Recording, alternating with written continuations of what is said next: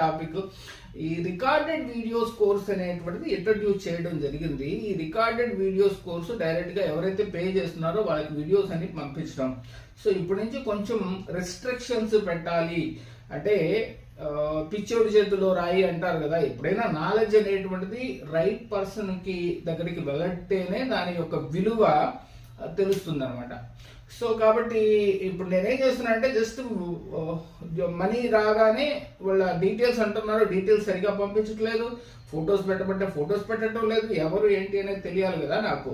But కాబట్టి నేనేం చేస్తున్నానంటే ఈ మధ్య కాలంలో ఒకరు ఇద్దరు అంటే వాళ్ళని మనం ఏ రకమైనటువంటి పేరు పెట్టాలో కూడా తెలియదు, but they are not comfortable in true business అనమాట.